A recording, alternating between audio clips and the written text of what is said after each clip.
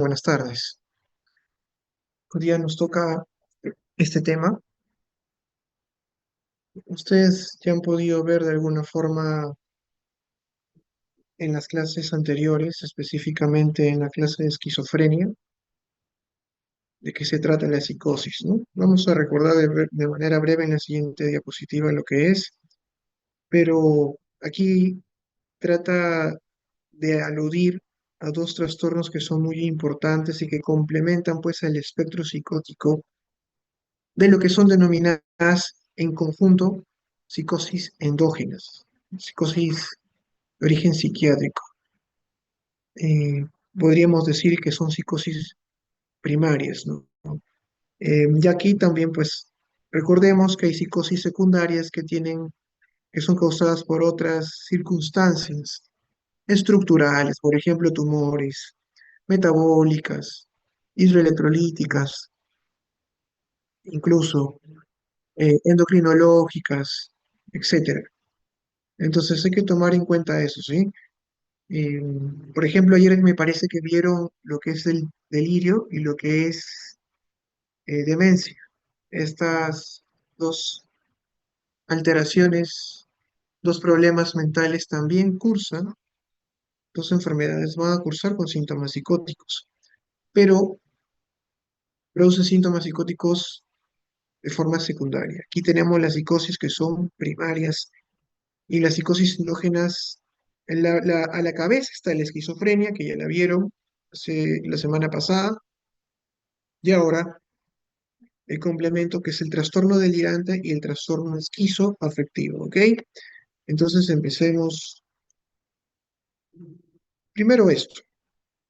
Aquí vamos a tener que normalmente cuando hablamos de psicosis, en los libros, incluso a ustedes en otras especialidades no psiquiátricas, se alude a que psicosis es únicamente delirios y que es alucinación. Sin embargo, eso no es lo único, que en la psicosis hay una afectación también de otras áreas mentales, el lenguaje, la afectividad, la voluntad, la motricidad. Sin embargo, lo que más va a ser observable es eso, ¿no? El delirio y las alucinaciones. Es por eso que generalmente cuando hablamos de psicosis, en términos más fáciles, decimos que es la presencia de delirios y o alucinaciones. Sin embargo, tomar en cuenta de que solo es la punta del iceberg y pues hay una serie de características que también presenta la psicosis, porque la psicosis en sí pues es una pérdida de contacto en la realidad y eso va a involucrar la afectación de varias funciones mentales, siendo el pensamiento con la presencia de delirios la percepción con la aparición de alucinaciones los más evidentes y los que vamos a tomar en cuenta, ¿ok? Pero va más allá de ello. Entonces, cuando nosotros hablamos de un paciente con trastorno de ideas delirantes, ustedes lo primero que tienen que pensar es que delirante viene de delirio, ¿no? Hay delirio que es una alteración del pensamiento. Entonces, lo nuclear en un paciente que tiene delirio, que tiene un delirio como núcleo de su problema, es lo que va a caracterizar el trastorno de ideas delirantes, que antaño se le llamaba paranoia, por eso es que también se los pongo entre paréntesis. Trastorno delirante crónico también le llaman, es variable, pero bueno. En cuanto a la epidemiología, como pueden ver, aquí importante rescatar de que suele aparecer en la tercera década de la vida, ¿ok? A diferencia de otros problemas. Ya les comentaron que la esquizofrenia aparece en la segunda década, el trastorno el delirante generalmente va a aparecer en la tercera década de la vida, y siendo el periodo más frecuente entre los 35 y 45 años. Va a ser más frecuente en mujeres. eh, el inicio suele ser agudo, no como la esquizofrenia, ¿no? Que les han enseñado que va comenzando de a pocos, incluso puede tener síntomas premórbidos, a veces algunos de ellos depresivos, y luego ya van apareciendo los síntomas psicóticos per se, pero no, el trastorno delirante no suele ser así, por el contrario, el inicio es agudo, súbito en ocasiones, excepcionalmente gradual, ¿no? No hay una regla general, pero esa es la tendencia, ¿no? Y bueno, el trastorno delirante, como ustedes entenderán, reitero que viene de delirio. Los delirios son varios, ¿no? O sea, el paciente que tiene trastorno delirante tiene una idea, un delirante tiene un delirio, y este delirio puede ser el que se imagine. Sin embargo, hay subtipos bien delimitados que ya lo vamos a señalar de aquí, lo vamos a repasar de aquí. Como ven, su prevalencia no es muy grande, es pobre, es pocas, menor del 1%, de hecho, muy poca, pero sí es posible encontrar ese tipo de pacientes. Eh, Característica de estos pacientes que tienen como factores de riesgo, que hay un antecedente familiar de personalidad paranoide, incluso muchos de estos pacientes tienen como antecedente características paranoides en su personalidad. Recordemos que hay un trastorno de personalidad paranoide, hay limitaciones sensoriales, ceguera, sordera, también esos pueden ser factores de riesgo para que se presente pues este diagnóstico.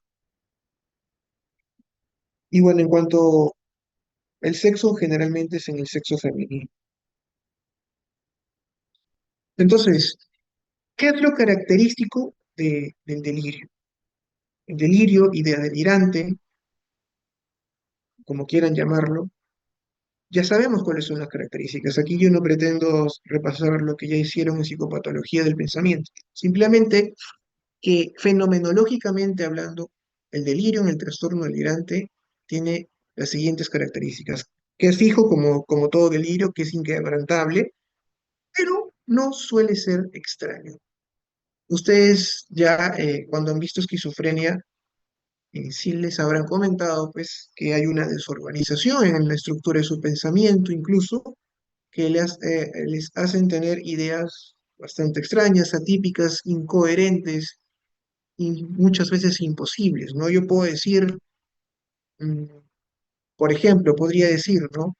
Que soy un millonario, pero en el fondo yo sé que no soy millonario.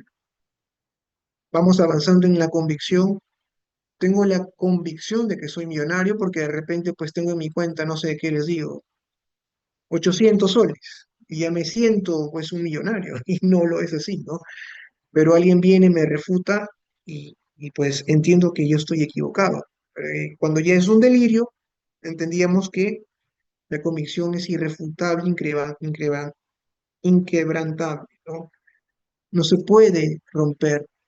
Sin embargo, el que yo pueda ser millonario sí es una posibilidad, ¿no? Usted, yo, cualquiera de ustedes podría ser millonario en algún momento, pero en este momento no lo son, salvo excepciones.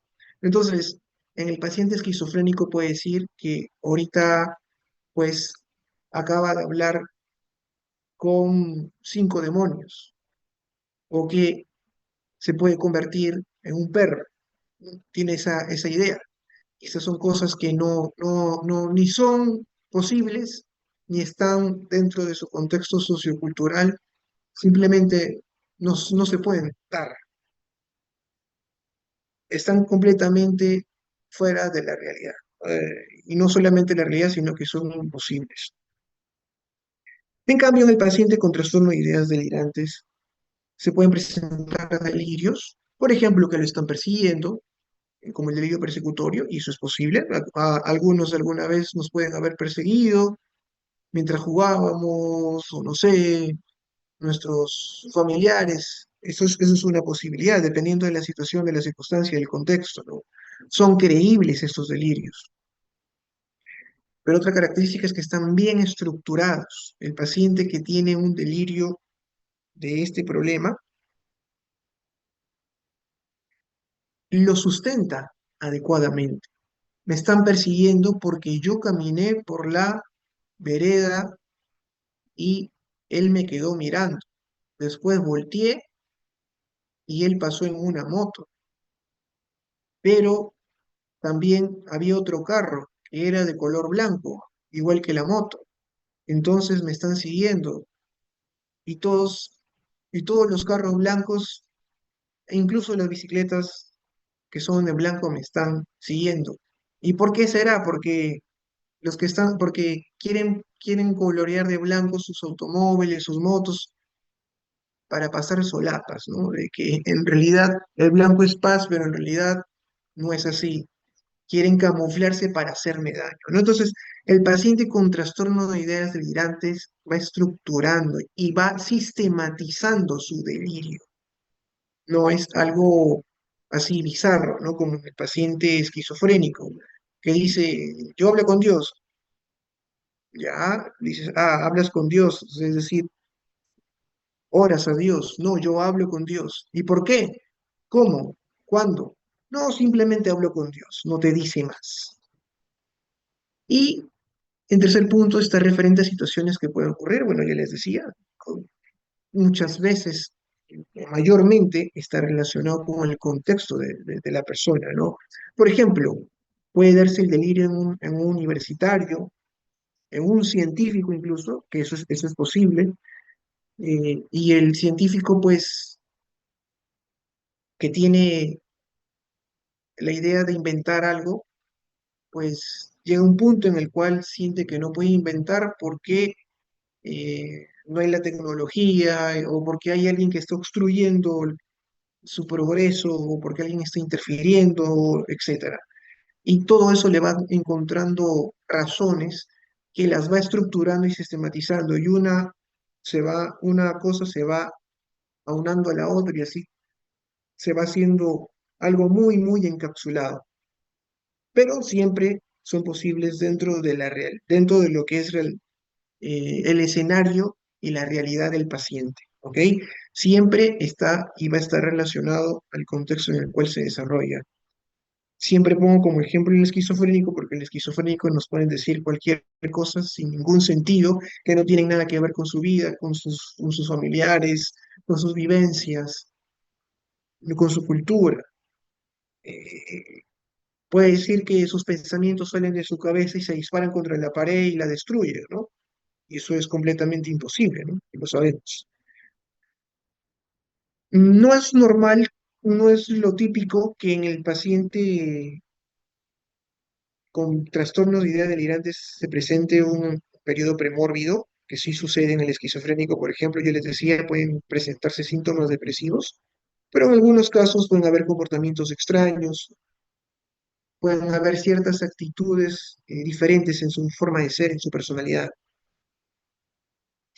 Y una de las cosas que a veces puede ser un motivo de confusión es que en algunos casos, excepcionalmente, ojo, excepcionalmente, los pacientes pueden presentar alucinaciones, que no son prominentes, no prominentes porque si aparecen, aparecen de forma transitoria y por supuesto el paciente las va a notar, las va a evidenciar, pero es algo que se va diluyendo en el tiempo.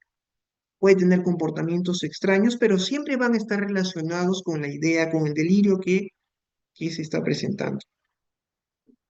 Por lo demás, el resto de funciones mentales no se ven necesariamente afectadas.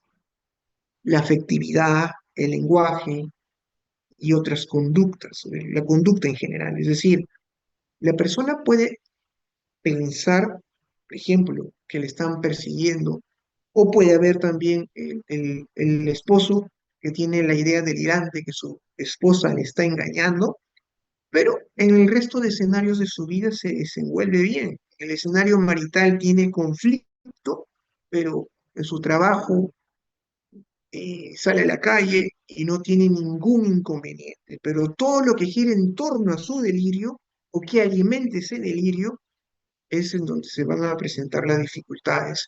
Y es ahí, en ese escenario, en donde se podrían presentar distorsiones, afectaciones de otras funciones mentales, ¿no? Por ejemplo, un paciente que tiene la idea delirante de celos de su esposa puede tornarse irritable, puede tornarse ansioso, pero solo cuando se toca este tema. Puede tener un lenguaje altisonante y puede inclusive tener una conducta agresiva contra la esposa, pero solo con la esposa, no en otros escenarios, ¿ok? Y por supuesto se pueden presentar alucinaciones olfatorias, táctiles, de otro tipo, pero no es lo prominente, vuelvo a reiterar. Lo crucial en el paciente con trastorno de ideas delirantes es su delirio, nada más. Y lo demás, por supuesto, el resto de funciones mentales se puede afectar solo si se relacionan con la temática del delirio. Bueno, esto ya lo hemos visto. Aquí, aquí tenemos el curso, importante. Mm, importante siempre comparar, ¿no? En la esquizofrenia, el curso que tiene generalmente es crónico. Eh, en el paciente con trastorno delirante no necesariamente es así, porque hay un tercio de los casos en donde va a haber remisión. Remisión significa que desaparecen más del 50% de los síntomas. Incluso pueden haber remisiones totales en donde los síntomas casi han desaparecido. ¿Ok? Entonces, no obstante, en dos tercios de los casos sí se puede cronificar. Es decir, cuando aparece, el trastorno de delirantes puede tener un curso periódico, episódico, aparecen en algún momento de la vida y pueden remitir en en un tercio de los casos, pero los otros van a cronificarse y estar el resto de la vida. Y a pesar de que es una psicosis, porque hay una alteración del pensamiento, que es el delirio, el funcionamiento global no se ve tan comprometido. Lo que les decía, el esposo celoso, con delirio de celos, celotipia se le llama, tiene el problema solo cuando está en su casa, cuando ve a su esposa, o con cosas que se relacionen a ese delirio de su esposa, vinculados a su esposa, amigos de su esposa, amigas de su esposa, etc. Pero cuando está en su trabajo es de mil maravillas, ayuda, contribuye, colaborador, todo. Y bueno, como aquí lo dice, cuando hay diferentes tipos de delirios, como les decía, diferentes formas del trastorno delirante, pero en el que es de celos y la erotomanía, la posibilidad de afectación a otras personas es mayor. Por ejemplo, un delirio persecutorio, ¿no? El paciente puede tener la idea de que lo están persiguiendo, de que le quieren hacer daño, pero pues bueno, todo está en la mente del paciente, el paciente lo vive para sí mismo. Pero cuando piensa que su esposa le está engañando o piensa que otra persona se ha enamorado de él o que le está mandando indirectas, puede haber un compromiso de esa persona, de la esposa, incluso llegando pues a la agresividad o hasta conductas incluso homicidas, para tenerlo en cuenta. Entonces, si bien es cierto, les decía, los delirios pueden ser diversos, estos son los más frecuentes, lo que nos describe la literatura. El persecutorio, el celotípico, el erotomaníaco, el de grandeza y el somático. ¿Ok? Su mismo nombre ya de alguna forma nos dice de qué se trata, ¿no? El persecutorio, que lo persiguen, que conspiran contra él, que quieren hacerle daño, que lo engañan, siempre recordando de que esta idea delirante, este delirio, va utilizando diferentes argumentos para sostener esa idea de donde partió. El celotípico, ya les decía, tiene que ver con las parejas. La persona que lo padece, ya sea hombre o mujer, siente que su pareja pues, le es infiel, tiene la certeza que su pareja le es infiel. El erotomaníaco aquí me voy a detener un ratito porque hay algunas cosas que profundizar. En la erotomanía, pues la persona, el individuo, piensa que otra persona está enamorada de él por diversos motivos. Pero este amor nunca se concreta y no va a ser correspondido. Entonces, como este amor no es correspondido, a pesar de que el paciente, el individuo, siente que realmente la otra persona lo quiere, puede dar lugar a situaciones de acoso, de agresión, y pues les decía, en casos extremos, hasta crímenes. Y se puede presentar de tres formas el delirio erotomaníaco. En alguien que es conocido, ah, pero siempre tiene un rol social más destacado. Incluso el paciente estando casado, conviviente con alguien, puede tener la idea de que alguien que, por ejemplo, su jefe de trabajo, su jefa de trabajo se ha enamorado de él. Y bueno, viceversa, ya sea hombre o mujer. Que su jefe, la chica que está en una fábrica, por ejemplo, y piensa que es su supervisor, se ha enamorado de él. O que el dueño de la empresa se enamoró de él porque la ha mirado, porque la saludó diferente otros días. Entonces comienzan a maquinar y al mínimo detalle que lo relacione a él o a ella con el supervisor, con el director, con el dueño, va a consolidar la idea de que sí, realmente está enamorada de él. Pero es alguien conocido. Otra posibilidad es que se trate de una persona relevante en la sociedad. El caso, por ejemplo, de periodistas, ¿no? Salieron en las noticias que habían acosadores de periodistas que los estaban, eh, pues, acosando en redes sociales, incluso se habían averiguado dónde vivía, pero pero nunca hubo un contacto con ellos. Y la tercera posibilidad es cuando se da una ruptura amorosa, es decir, personas que, por ejemplo, llegaron a salir, ¿no? Con un plan de salientes, como se suele decir hoy en día, simplemente salieron, pero no se llegó a concretar o consolidar un enamoramiento, una pareja, pero la persona piensa, el individuo que padece este problema, pues no acepta esa separación y justifica más bien circunstancias, situaciones en donde considera él que todavía pues hay un vínculo, a pesar de la ruptura amorosa que ya se dio. No admite ser abandonado y piensa que es amado por el otro. Y pues ya les decía, un gran ejemplo es lo que pasa cuando hay acosadores de periodistas, de figuras de farándula, de figuras de la televisión, figuras sociales. El delirio de grandeza, bueno, y les pongo a Napoleón, no podría decir exactamente que lo haya tenido, pero es muy probable que sí. Es muy probable, posible que sí haya sido. Y porque la persona que tiene el delirio de grandeza tiene la convicción de tener cierto talento o conocimiento. Pero este talento, este conocimiento no es reconocido por sus pares, por sus contemporáneos. Y piensa que ha hecho un descubrimiento importante y también se cree que es superior a los demás. Obviamente que si siente que ha hecho algo innovador, que ha inventado algo y se siente no reconocido, va a sentirse mejor que otras personas, que de repente desde su perspectiva no han hecho nada y ya los premiaron, los subieron de puesto o les han aumentado el sueldo, por ejemplo.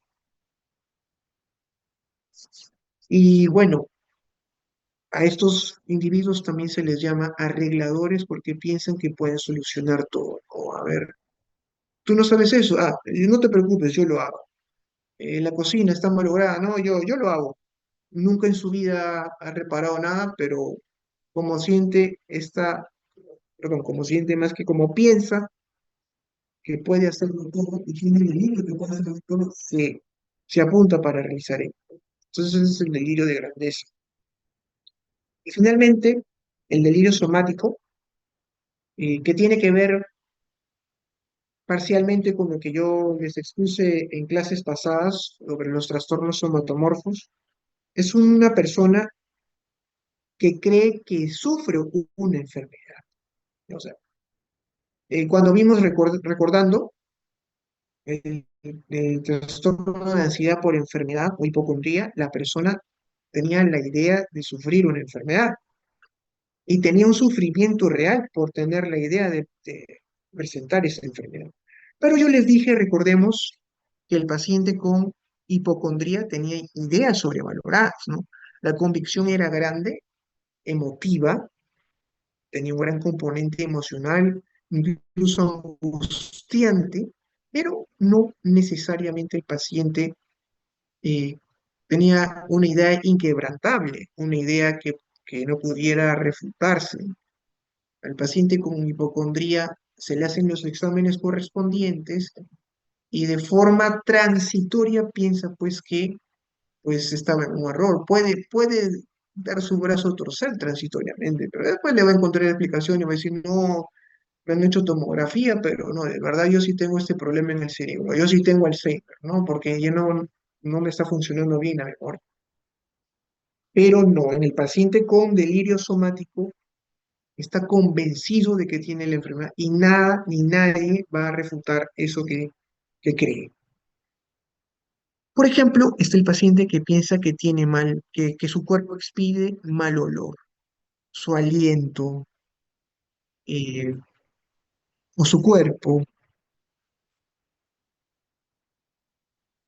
o que percibe que hay alguna deformidad en alguna región de su cuerpo. Eh, por ejemplo, el trastorno dismórfico corporal, no sé si ya lo habrán hecho, constaba de eso, ¿no? De que alguna parte de su cuerpo estaba deforme, por ejemplo, el rostro, la nariz, no sé, los pómulos estaban alterados, pero siempre seguía siendo pues una idea sobrevalorada, de repente incluso hasta obsesivo, pero no llegaba a tener el grado de un delirio, ¿no? Aquí la persona sí está convencida de que alguna parte de su cuerpo está deforme. Y bueno, digamos, lo que podría llamarse delirio hipocondríaco per se es el paciente que está convencido que tiene una enfermedad mortal. Y estos pacientes, pues, al sentirse enfermos, por ejemplo, el que tiene el delirio de tener cáncer, no hay nada que se pueda hacer. Ahí la psicoterapia no va a ayudar mucho. Tiene que ser un tratamiento eh, con varios profesionales, un tratamiento, un abordaje muy preciso para que las cosas no se vayan a alterar, ¿ok? Entonces esos son los más frecuentes. Sin embargo, cabe la posibilidad de que haya una mixtura y algunos de los pacientes puedan tener eh, una combinación de estos que se les ha presentado, pero no va a haber un predominio, ¿no? Puede presentar persecución, puede presentar celotipia, pero ninguno es predominante. No obstante, siguen siendo delirios. Ahora, nosotros, ¿cómo llegamos al diagnóstico, ¿no? De un delirio? Normalmente, ¿no? Lo que nosotros hacemos en primera instancia es saber de que hay una psicosis, ¿no? Vamos a identificar el trastorno delirante, identificando primero y describiendo al paciente como psicótico. Las manifestaciones comunes de la psicosis son las que podemos apreciar ahí. En el caso, pues, del trastorno delirante, entenderíamos que lo crucial es la alteración del pensamiento, ¿no? La convicción de la creencia, en este caso, creencia falsa que tiene. Y una vez que hemos detectado esta alteración, habría que descartar en primera instancia los problemas físicos que podrían condicionar la aparición de este problema. Pues que podrían ser, ¿qué cosas? Una enfermedad física, una infección, alteraciones metabólicas, efectos secundarios de una medicación, pero podrían también ser otros trastornos mentales que hasta el momento ustedes ya han visto, ya les decía, podría ser un delirio, ahí imagino que ya les dijeron cuáles son las diferencias, ¿no? Delirium es un síndrome, el delirio es un síntoma que puede presentar un paciente, el delirio de hecho puede presentar un delirio, no son exactamente las mismas cosas, ¿no? Entonces, el paciente, como segundo punto, tendríamos que descartar otros problemas psiquiátricos que determinan esta posibilidad, como la demencia, como una depresión, un trastorno afectivo puede presentar la presencia de síntomas psicóticos y delirios. Por ejemplo, el paciente con depresión tiene delirios de minusvalía, de inutilidad, está convencido que es un inútil, está convencido que no vale nada. Y se puede dar incluso un síndrome de Cotard, ¿no? Que ustedes ya lo han estudiado. Pero también puede ser que sea consecuencia de la intoxicación por drogas, ¿no? O la abstinencia de una droga. En el caso, pues, de un paciente que tiene este tipo de problemas, habrá que explorar también esto. Entonces, primero los problemas físicos como tal, después los trastornos mentales, otros trastornos mentales que podrían aparecer con delirios, con alteraciones del pensamiento. Bueno, aquí les pongo un cuadro de problemas neurológicos y otros problemas físicos que podrían condicionar la aparición de delirios. Para tenerlo en cuenta, como ven, es una serie, así que no nos aventuremos a decir que si la persona tiene un delirio de persecución, ya es un trastorno delirante, ¿no? Porque ese delirio de persecución también se puede presentar en una esquizofrenia. También se podría presentar en un paciente que tiene una intoxicación por cocaína. Así que no nos apresuremos y exploremoslo adecuadamente. En tercer lugar,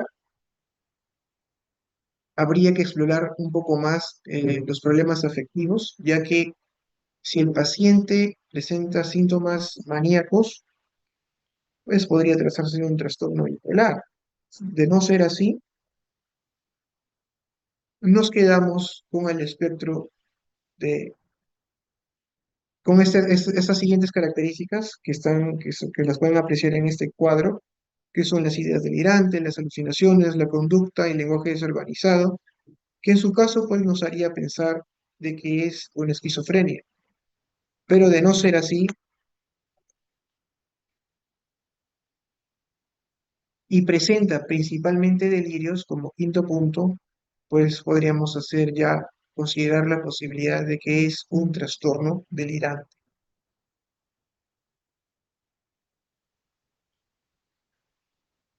Entonces, cuando hablamos de diagnósticos diferenciales de trastorno delirante, ya que lo he venido repitiendo hasta el momento, el trastorno delirante pues tiene como principal diagnóstico diferencial a la esquizofrenia. Y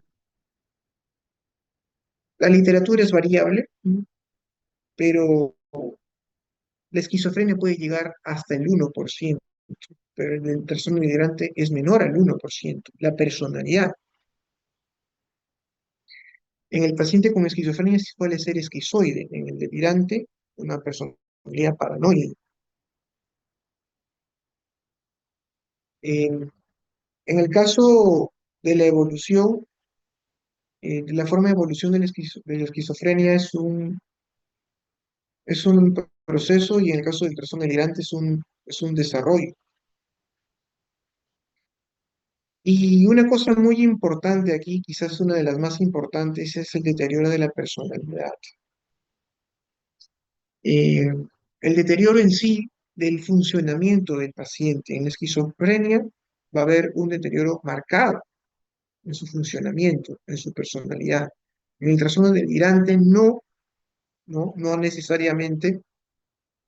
Lógicamente que si dejamos al paciente al azar, no le intervenimos ni farmacológica ni psicológicamente, el paciente puede ir muy mal. Pero, pero no es lo común, no es lo habitual de que el deterioro sea progresivo. Eh, y otra cosa importante es esta, que es la presencia del delirio, ¿no? Ya les decía, sistematizado en el delirante, en la esquizofrenia no es sistematizado. De hecho, hay presencia de otro tipo de delirios en la esquizofrenia, como es el de control o de influencia, ¿no? Que otras personas le están controlando, que otras personas pueden mover su cuerpo, que otras personas tienen un control completo sobre él, ¿no? En el delirante no hay ese tipo de delirios porque recordemos, el delirio suele ser explicado por el contexto, las vivencias, experiencias que tiene el paciente. Y dicho de otra forma, el delirio son posibles. El delirio es posible. En la esquizofrenia no. Nadie de nosotros aquí presentes pensaríamos que, pues, eh, la presidenta o que el coronel de la policía, pues, nos va a controlar. No es posible, o que mueve alguna parte de nuestro cuerpo, ¿no? O nos hace hablar. No es lógico y no es posible. Y bueno, ahí finalmente nos dice respuesta al tratamiento. La respuesta al tratamiento en la esquizofrenia, de hecho, es mejor, principalmente cuando hablamos de síntomas positivos, pero en el paciente con trastorno delirante la respuesta no es tan buena. En ambos, por ejemplo, se pueden utilizar antipsicóticos. La gran, eh, la gran diferencia sería de que en todo caso hay una respuesta y una remisión parcial de síntomas con el uso de antipsicóticos, pero sin uso de nada, obviamente que las cosas están mucho peor. Y aquí tenemos algunos delirios que tienen sus epónimos y algunos que están relacionados con el tema de hoy, que es el delirio de Clerenboul, delirio de enamoramiento erotomaníaco, el delirio de Ekman. Ojo, que es algo que puede pasar, suele suceder, delirio de parasitosis. El paciente cree que sufre una infestación por parásitos. Incluso, por ejemplo, en los pacientes, para los que quieren ser dermatólogos, ojo con eso, porque es frecuente en su práctica que se encuentren este tipo de pacientes. No es un paciente, pues, que va a estar desorganizado, que va a venir cochinito, que se va a desnudar. El paciente tiene la creencia que tiene parásitos caminando por su piel, o que incluso en algunos casos se introducen en su piel. Pero en el resto de cosas, escenarios de su vida, no tiene ningún inconveniente. Y puede tener incluso alucinaciones táctiles en donde siente que le caminan estos bichos en la piel. Pues no necesariamente involucra que sea real. De hecho, en los pacientes que tienen delirio de Ebro, tiene como antecedente de que en algún momento en su vida pueden haber tenido pues problemas de parasitosis, pediculosis, ácaros, o sea, verdaderamente pueden haber tenido algún problema de infestación, pero lo tuvieron en el pasado y actualmente ya no lo tienen. Y el delirio de Kretschmer, delirio sensitivo de referencia, que otras personas hablan mal de él, lo ridiculizan o cuestionan su conducta, ¿no?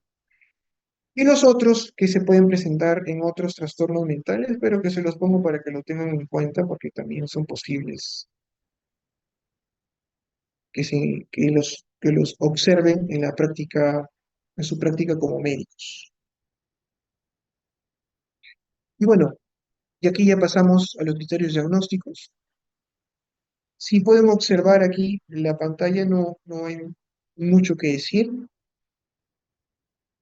Básicamente es la presencia de uno o más delirios. Generalmente es uno, pueden haber dos, pueden haber más. No hay predominio de ninguno de los que puedan, de los dos o tres que puedan presentarse, pero todos son delirios y todos tienen una explicación sistematizada y a veces se vinculan unos con otros. Pero, por ejemplo, aquí nos dice que no debe cumplir con los criterios de esquizofrenia, ¿no? La esquizofrenia tiene esos criterios que ya los han estudiado, pero ya hemos visto que hay varias diferencias que nos van a permitir delimitar mejor el trastorno delirante, como que no hay desorganización en la conducta, en el lenguaje, como que el delirio pues que presentan los pacientes con trastorno delirante no es extraño, no es incoherente, no es atípico, eh, pues no es un delirio sistematizado, la esquizofrenia no es sistematizado, es bastante bizarro, simple, diríamos simplón. Y pues el funcionamiento, les decía antes, no va a estar alterado. Si hay presencia de alteraciones afectivas, estas no van a ser predominantes o son transitorias, porque si no, pues podríamos confundirlo con un franco episodio de depresión o de manía o hipomanía. Y finalmente, el último criterio tiene que ver con alteraciones físicas, ¿no? Que ya les he dicho lo primerito que se tiene que descartar. Y bueno, eso es según el CIE-11, en realidad, básicamente lo mismo. Y se los pongo también para que los tengan en cuenta, que nos agrega también el problema de drogas, así que pueden leer. La gran diferencia es que aquí nos dice al menos 3 meses de presencia de delirio, mientras que aquí nos decía solo desde un mes. Desde un mes en adelante, el CID-11 tiene que ser 3 meses, al menos 3 meses. Esa sería la gran diferencia, lo demás no tiene variaciones. En cuanto al tratamiento del trastorno de ideas delirantes, ¿qué nos dicen las guías de práctica clínica? El uso de antipsicóticos es lo primordial. De todos los antipsicóticos, de las dos clases, perdón, de antipsicóticos, los antipsicóticos de segunda generación o atípicos, bioral, pero como estos pacientes, y en especial los persecutorios, los de delirios de persecución, pueden tener pues la idea de que están confabulando contra él, de que quieren hacerle daño. En algunos casos se puede optar por la opción inyectable de depósito. Por ejemplo, en el Perú tenemos decanoto, haloperidol, flufenacina, paliperidona, que nos pueden ayudar a mejorar los síntomas. Y vamos a observar durante un mes cómo le va al paciente. Si no funciona, podemos rotar a otro antipsicótico de segunda generación. Por ejemplo, podemos empezar con risperidona. Si este no funciona, vamos a olanzapina después de un mes de tratamiento. Pero si después de 2 meses ya no funcionara esta segunda rotación, esta rotación, perdón, entonces lo que nos recomiendan es hacer el dosaje del medicamento, porque es posible que se trate, pues, de alguna alteración polimórfica, ¿no? O, por ejemplo, farmacogenética de las enzimas que metabolizan al medicamento, y eso podría producir, pues, alteraciones en sus concentraciones, ¿no? Y pues no producir el efecto concerniente. En cuanto a la clozapina, que como ustedes también ya habrán visto en su clase de esquizofrenia, la clozapina se utiliza para los síntomas refractarios, ¿no? Y siempre se va a poner como comparación a la esquizofrenia porque la esquizofrenia puede ser el prototipo de la psicosis. Sin embargo, aunque el esquema y digamos, el protocolo de acción de intervención farmacológico en el paciente con esquizofrenia nos dice que la última línea es la clozapina cuando todo ha fallado, no quiere decir que en el resto de problemas psicóticos también sea así, ¿no? ¿Cuándo vamos a utilizar clozapina en el paciente con trastorno delirante? Cuando este paciente tiene síntomas depresivos, tiene depresión o tiene un alto riesgo de suicidio. Ojo, ojo. No es que ha funcionado el segundo esquema y ya. Generalmente sí van a responder al segundo esquema, ¿ok? Esa es la tendencia. Y cuando les dije responder, no les estoy diciendo que desaparecen los síntomas. Los síntomas que tiene el paciente, por ejemplo, el paciente celoso, que tiene celotipia, le podemos dar risperidona o cualquier antipsicótico y la convicción sobre esos celos puede disminuir, es decir, de un grado 10 vamos a cuantificarlo, disminuye un grado 7 6 5 pero no necesariamente necesariamente va a desaparecer. Sin embargo, eso hace más controlable las cosas y ahí es donde podemos de repente recurrir a las intervenciones psicológicas que van a complementar pues el tratamiento. Y pues en algunos casos se va a requerir mantener el tratamiento antipsicótico de forma permanente. Después, la hospitalización. ¿Va a ser necesario? Pues, pues sí. Si el paciente no controla sus impulsos suicidas, eh, habíamos visto el paciente, por ejemplo, delirio, eh, con delirio persecutorio, que está desesperado, angustiado porque ya piensa que todo su vecindario le está persiguiendo y siente que no hay escapatoria a los que le están persiguiendo. Puede llegar un momento en que piensa pues en matarse porque ya no hay solución. También el paciente con celotipia, pues que quería demasiado a su esposa y pues no tolera tener la idea de que le ha engañado y que pues de repente le engañó con su vecino, no sé, digo yo. O tienen pues impulsos homicidas, ¿no? En algunas ocasiones estos pacientes van a acudir al médico, a los psiquiatras diciendo, por ejemplo, el esposo celoso, tengo la idea y el deseo de matar a mi esposa porque pues yo no puedo tolerar, me sigue engañando esto y lo otro, etcétera.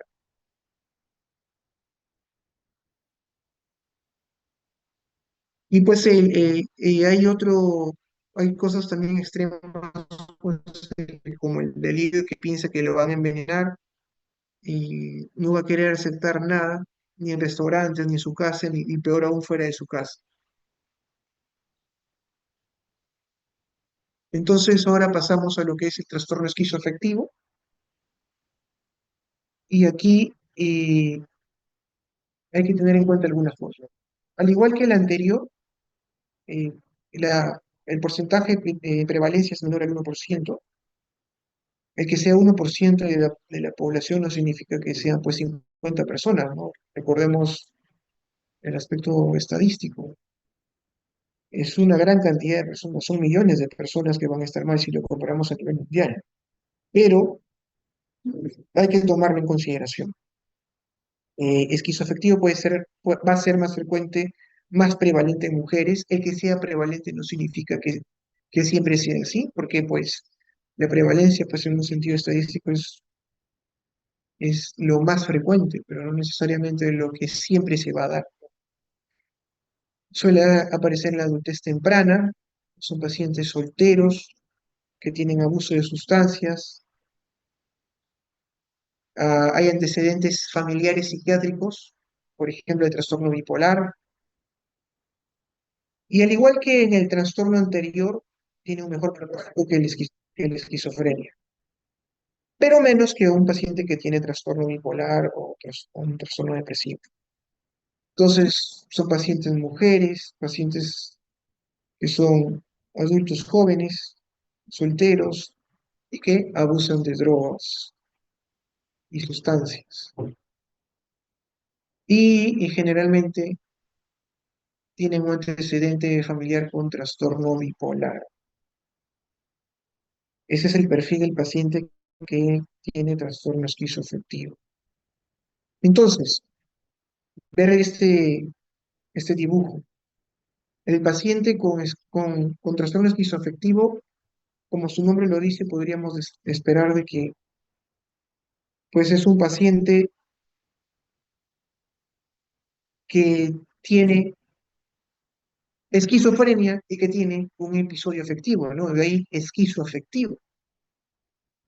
O podríamos decir, pues, que es la intersección de los dos, que de hecho es algo que estuvo en debate durante muchas décadas, pero hoy se sabe de que no necesariamente es así, porque la forma concurrente no es la única. La forma concurrente, es decir, en donde hay síntomas psicóticos parecidos a la esquizofrenia y síntomas afectivos, no siempre se van a dar. Y hay otras formas que son secuenciales, ya lo vamos a ver de aquí, en donde Por el contrario, se pueden presentar síntomas psicóticos francos y en otro momento, hay otro momento en su vida donde van a aparecer episodios afectivos. Es decir, el paciente con trastorno esquizoafectivo no necesariamente va a tener la presencia de síntomas eh, psicóticos, delirios, alucinaciones, junto con síntomas afectivos, depresivos o maníacos, sino que es posible que observando el curso de vida del paciente, algunos presenten en algún momento los síntomas psicóticos y más adelante pueda presentar episodios con síntomas afectivos. Y sigue siendo pues un trastorno esquizoafectivo, ¿ok? Entonces, y algo transversal a toda la psicosis es que va a haber un deterioro funcional. Pero si podemos poner a la cabeza, el esquizofrenia es el que tiene mayor deterioro funcional. En segundo lugar, pondríamos justamente el trastorno esquizoafectivo y en tercer lugar, al trastorno bipolar. Por eso que ahí podemos observar en la diapositiva que tiene una mala adaptación social premórbida respecto a los trastornos afectivos. Entonces, el funcionamiento, bueno, aquí también está escrito la adaptación premórbida, va a ser también alterada, también en el mismo orden. La adaptación social premórbida, pues significa cómo se ha desenvuelto antes de que aparezcan pues, los síntomas francos. En un paciente esquizofrénico, la adaptación premórbida ya va a ser evidente, va a ser una persona que no se relaciona mucho. Y aquí en el paciente con trastorno esquizoafectivo, va a ser una persona que sí se va a aislar, pero no tanto como el esquizofrénico, pero sí más que un paciente con trastorno bipolar. ¿Ok? A eso se refiere. Ahora, cuando se han hecho estudios sobre trastornos esquizoafectivos, se han encontrado cosas muy interesantes. Por ejemplo, la forma de presentación del primer episodio. En la mayoría de los casos, entre el 34 y 56% de los casos, la presentación del episodio es psicótico, es decir, presencia de delirios, presencia de alucinaciones o los dos juntos. Es así como pueden debutar, suelen debutar mayormente, pero la segunda forma en que se pueden presentar es como un episodio esquizomaníaco o como un episodio depresivo, ¿ok? De aquí lo vamos a entender mejor, pero cuando yo me refiero a episodio, ojo, es que la forma que debuta el paciente no es solamente una presencia de delirios y o alucinaciones, sino que a la vez el paciente presenta síntomas depresivos, ¿ok? O en este caso tiene delirios, alucinaciones, pero a la vez tiene síntomas maníacos. Eso es lo que sería un episodio esquizomaníaco.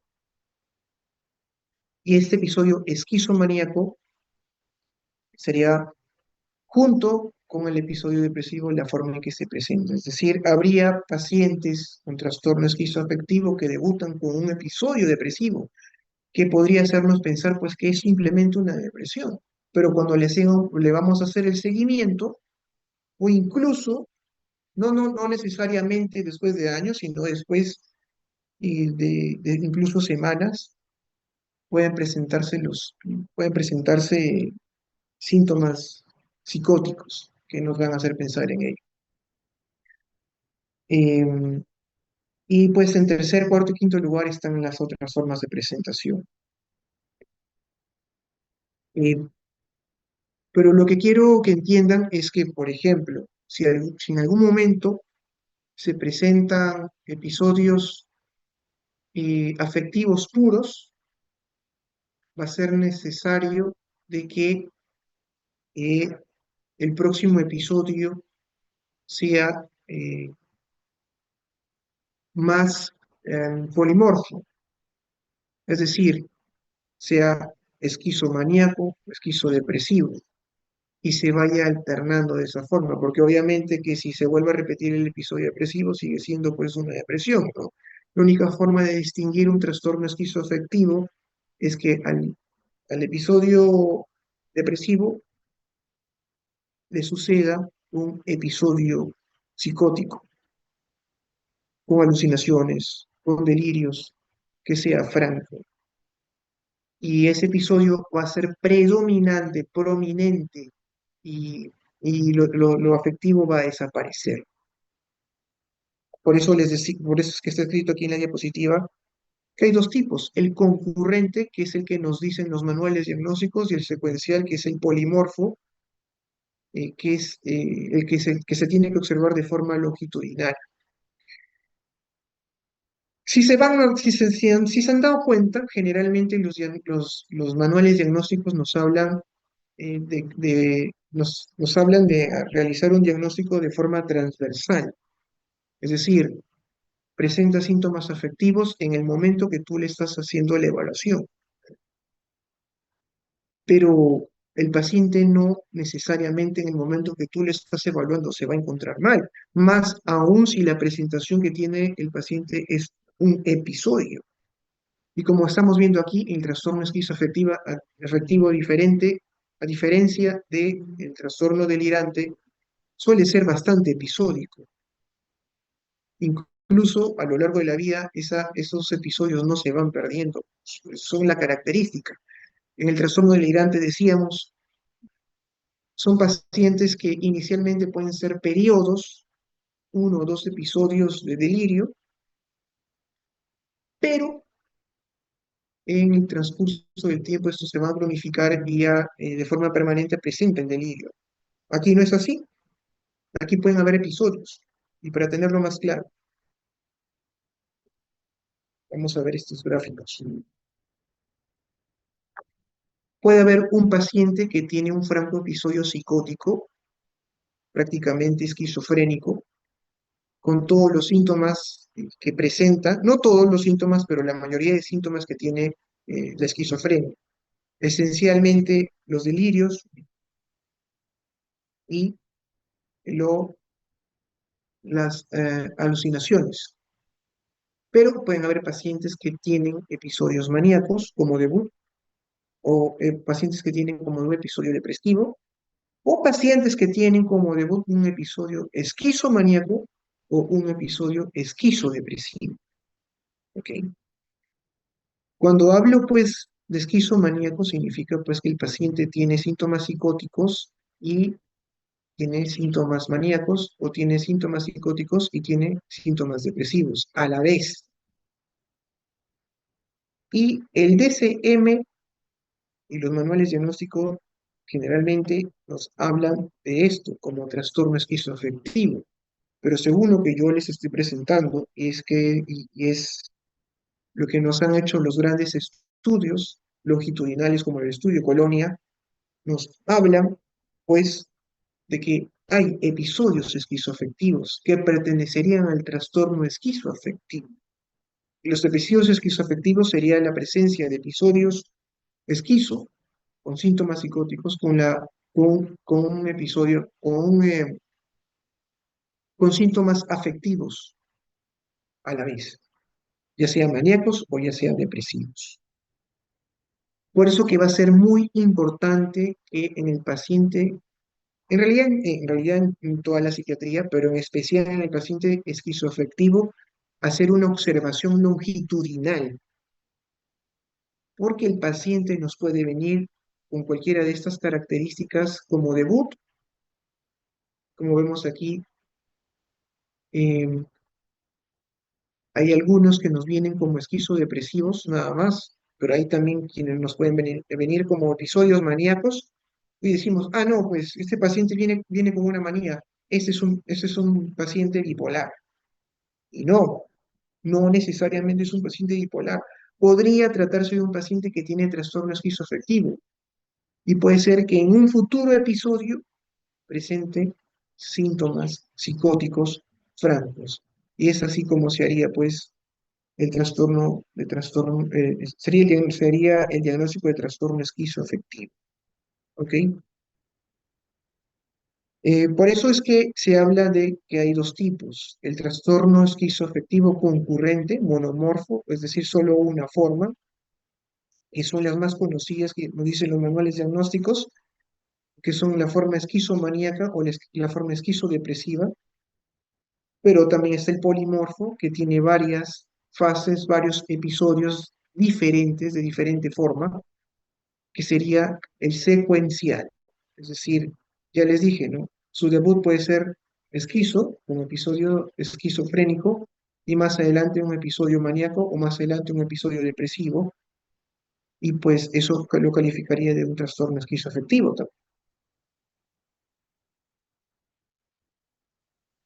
Entonces, cuando hablamos del desarrollo, recuerdo nuevamente que estos pacientes son pacientes que tienen generalmente su presentación en la adultez temprana. Recordemos que en el trastorno delirante era entre los 35 y 45 años. En el paciente con esquizofrenia suele ser más bien en la segunda década de la vida, 15, 20 años. Y en el trastorno bipolar también suele ser más bien en la tercera década de la vida. Hay una diferencia epidemiológica que también es importante tomar en cuenta. Y pues aquí nos dicen que la presentación más frecuente es el tipo depresivo. Depresivo, es decir, se refiere a esquizodepresivo. Ya les había mencionado. No confundir el debut. Debut.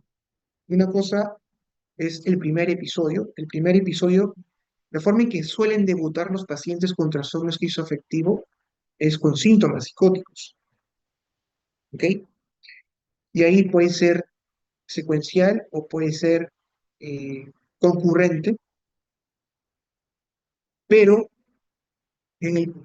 aquí nos está diciendo que eh, la forma de presentación concurrente más frecuente es la esquizodepresiva, ¿ya? Para tomarlo en consideración. Son cosas diferentes. Es decir, un paciente puede llegar con síntomas psicóticos y después de unas semanas hacer los síntomas depresivos. Y de ahí se van turnando, que aquí lo vamos a ver mejor.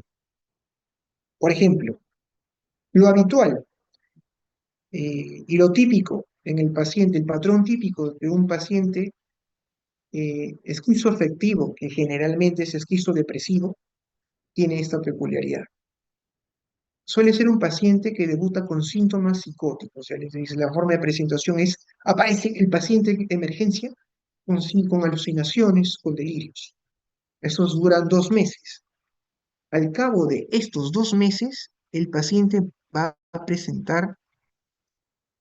tener presencia de síntomas depresivos que se agregan a los síntomas psicóticos, por lo cual el paciente se va a calificar de un episodio esquizodepresivo, ¿ok? Ya no solamente son los síntomas psicóticos, no solamente las alucinaciones, no solamente la presencia de delirios, sino que va a tener un episodio en donde también se va a presentar síntomas afectivos y en este caso depresivos. O sea, el paciente va a tener depresión. Pero después de esos 3 meses, esos síntomas depresivos van diluyéndose y solo quedan los síntomas psicóticos remanentes.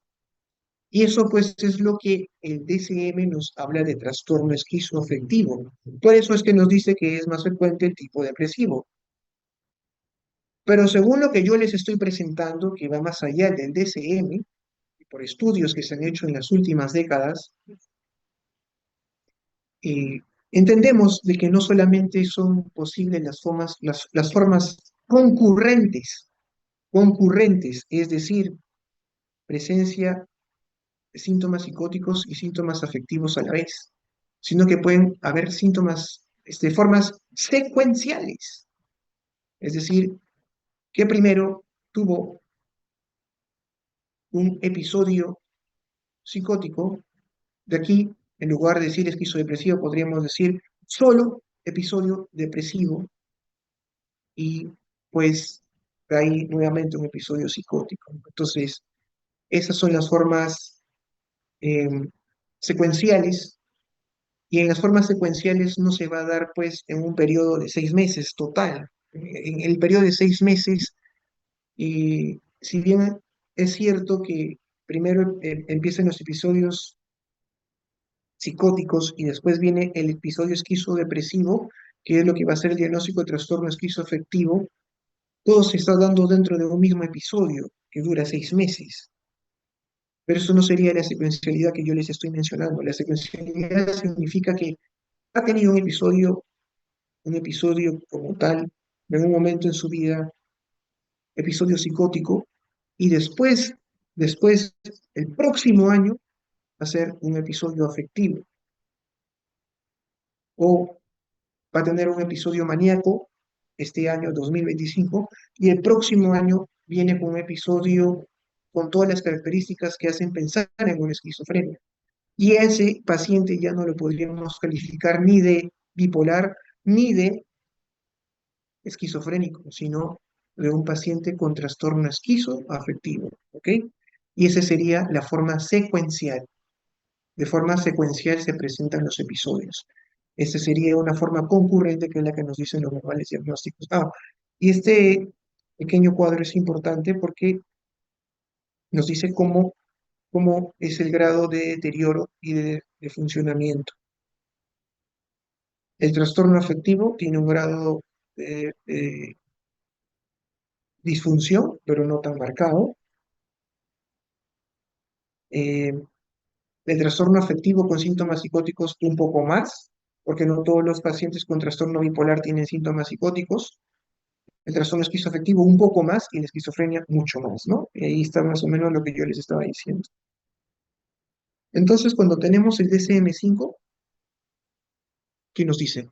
Que es un periodo interrumpido de enfermedad durante el cual existe un episodio mayor del estado de ánimo. Es decir, el paciente tiene un episodio o maníaco o un episodio depresivo.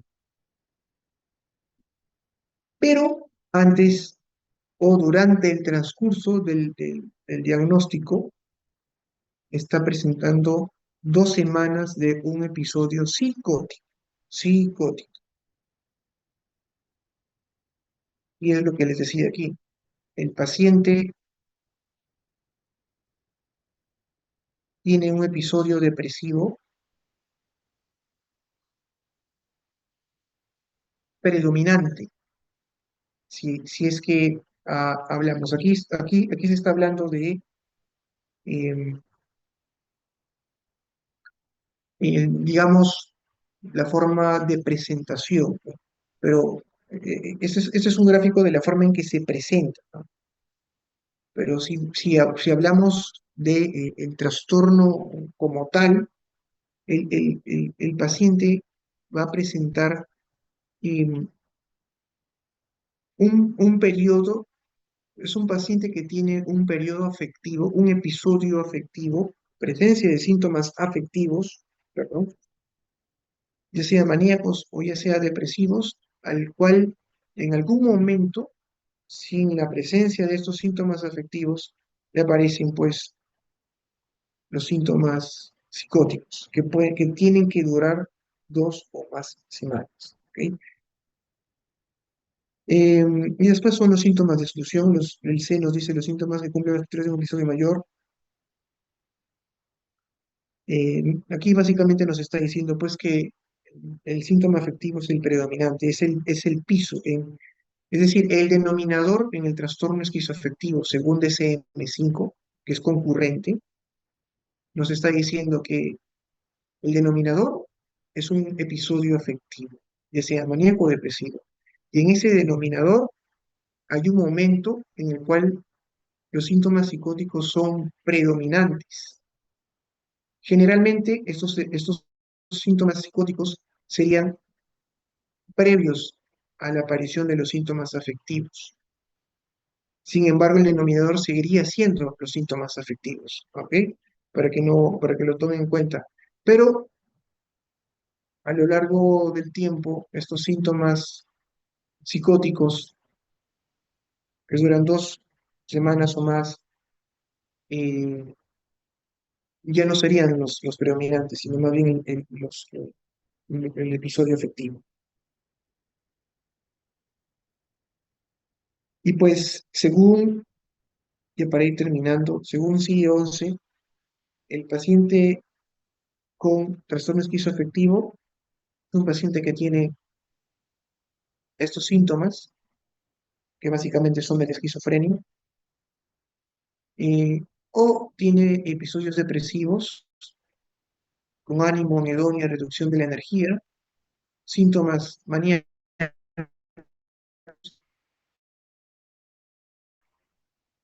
síntomas mixtos, que esa es una característica que la diferencia del DSM, que no nos habla de episodios mixtos, y pues esto es lo que se calificaría, pues, según CIE 11, de trastorno esquizoafectivo. Nuevamente sería una concurrencia, es decir, síntomas psicóticos y afectivos al mismo tiempo, pero todos tendrían en conjunto que han predominado, han persistido durante un mes, estos síntomas en conjunto. Y nos dice que son síntomas que se presentan de forma simultánea, es decir, los síntomas psicóticos y los síntomas afectivos, o con unos días de diferencia, ¿no? Que es lo que básicamente les estaba diciendo en otras diapositivas, que puede debutar con síntomas psicóticos y después se presentan los síntomas afectivos. Y pues pueden presentarse alteraciones psicomotoras, ¿no? Eso sí es algo importante porque estos pacientes pueden presentar catatonía, los síntomas catatónicos. Y hay que excluir alteraciones, afecciones médicas o sustancias psicoactivas o incluso medicamentos que pueden hacer simular síntomas afectivos o incluso síntomas psicóticos. Y aquí un cuadrito que nos hace la distinción entre las diferentes psicosis. Como ven, en la esquizofrenia, el trastorno esquizoafectivo, los delirios van a estar presentes. Eh, en las psicosis afectivas, como la depresión bipolar la manía bipolar, las alucinaciones pueden estar presentes, pero no tanto como el trastorno esquizoafectivo y la esquizofrenia. Las alucinaciones visuales, más bien nos haría apuntar hacia psicosis atípicas que nos llevarían a las psicosis orgánicas, no son frecuentes en las psicosis endógenas. La desorganización del pensamiento no se va a presentar pues, en un trastorno bipolar, si se presenta es mínima, pero sí se puede presentar mucho más en la esquizofrenia, en el trastorno esquizoafectivo también se podría presentar. Aquí podríamos poner también por ahí el trastorno delirante, y en el trastorno delirante no hay una desorganización del pensamiento, ya le hemos dicho.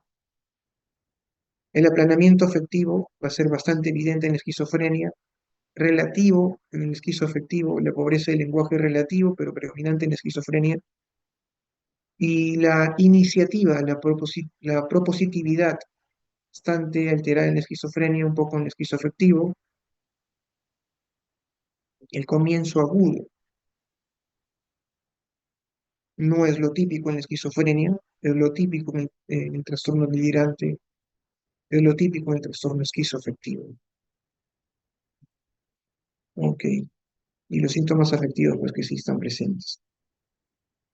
Bueno, finalmente el tratamiento suele ser farmacológico y se complementa de psicoterapia. Me había olvidado, en el trastorno delirante la psicoterapia es un complemento, nos ayuda, pero no es lo más importante, pero sí nos va a ayudar.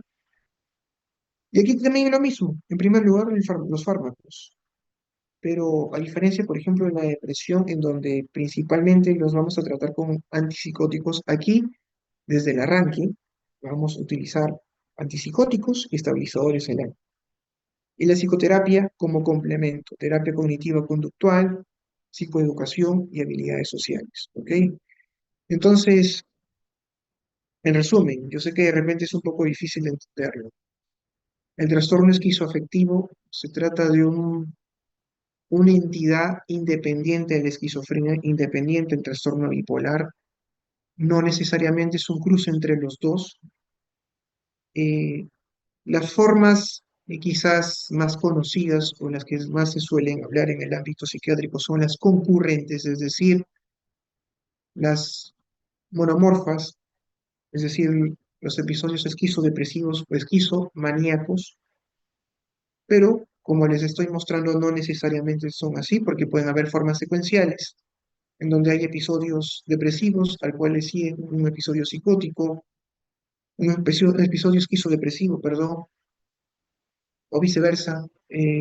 Pacientes que debutan un episodio esquizofrénico y después le siguen un episodio maníaco, y esos también tendrían que calificarse como un trastorno esquizoafectivo, ¿ok? Entonces, epidemiológicamente hablando, pacientes eh, que son adultos jóvenes, eh, pero en el cual va a haber un deterioro funcional parecido a la esquizofrenia, pero menor que la esquizofrenia, pero peor que el trastorno bipolar. Se va a ver afectación también de otras funciones mentales, pero no va a haber una desorganización como sí se produce en el paciente con esquizofrenia. Entonces, esto es lo crucial, el trastorno esquizoafectivo, por favor, para tomarlo en cuenta, para tomarlo en consideración. Y pues el deterioro no es tan marcado como en la esquizofrenia, pero sí hay que tomarlo en consideración como diagnóstico, porque el tratamiento, como pueden observar, no es lo mismo que en la esquizofrenia, ¿no? Si, por ejemplo, tenemos un paciente que debuta con un episodio maníaco y después con todos los síntomas de una esquizofrenia, podríamos decir, ah, bueno, maníaco, trastorno bipolar, y vamos a tratarlo con estabilizador del ánimo. Ya no le damos antipsicótico. Recordemos que un paciente que tiene trastorno bipolar y debuta con un episodio maníaco, y pues le vamos a dar antipsicótico solamente durante un tiempo, por ejemplo, 6 meses, y de ahí ya se saca, solamente se queda con el estabilizador del ánimo. Pero un paciente con trastorno esquizoafectivo, pues no. Un paciente con trastorno esquizoafectivo va a requerir de los dos, ¿ok?